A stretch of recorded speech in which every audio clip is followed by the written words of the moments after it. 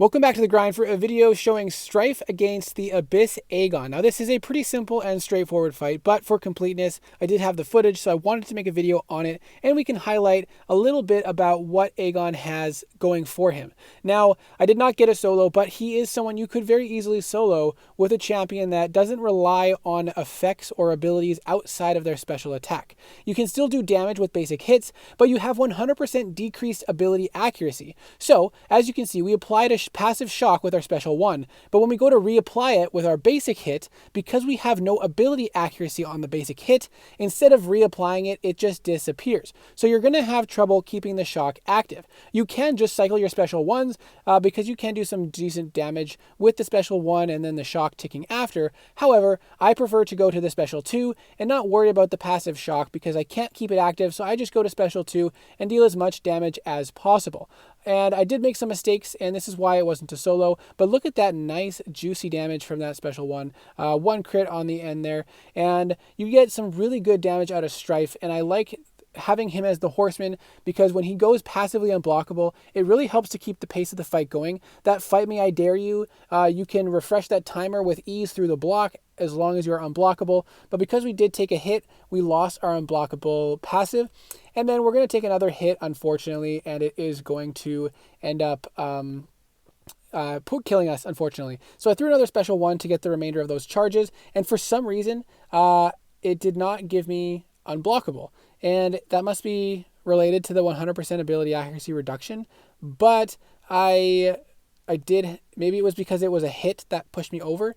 Maybe I needed to get the remaining charges while phased after the special 1, because I did get unblockable earlier on in the fight, but it didn't work that time. So then I ended up messing up and dying. After that, I went back in again with just a 20% revive, no healing up as most of the fights on this run. And so now we are going to be able to finish him off with this fight. I don't know if I'll play the whole clip because it's just a bit lengthy for what seems to be no reason.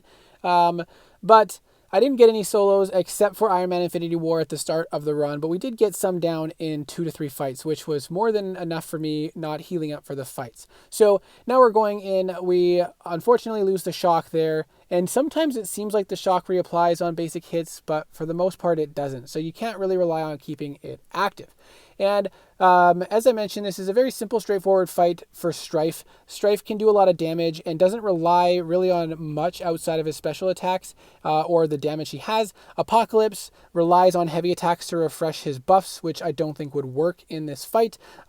Cable relies on placing degenerations, which I don't think would apply because of the ability accuracy reduction. But now we did get our unblockable after that heavy attack, so I'm not really sure why it failed to trigger on the prior run. But we're now going to be cycling our special 2s for damage, and now since we're unblockable, if we want to, we can attack into his block to control his power. I preferred pushing him to 2 bars of power when I had the opportunity so that I didn't have to worry about baiting specials as often and wasting time with the special attacks, just because I wanted to get through the fights as quick as I could.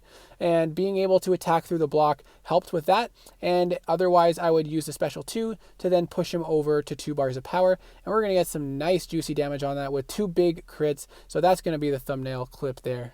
I don't think I mentioned this, but this was recorded during my Mutant Domination Carina challenge run where I did the full Path 5 run. If you're interested in more Path 5 fights, check out the playlist. I did use only mutants for this run, obviously for the challenge, and there's a playlist to show kind of a full guide video on the path itself, and most fights have some footage to review as well. So check out that playlist if you want to see all the videos for that run. Now, I'm going to skip a large chunk of this just in the interest of time, but we will watch the end of the fight. That one, unfortunately, we didn't get any crits on, which is disappointing. And then we're skipping ahead now. This one, I don't think we get any good crits on this one either, just one little crit.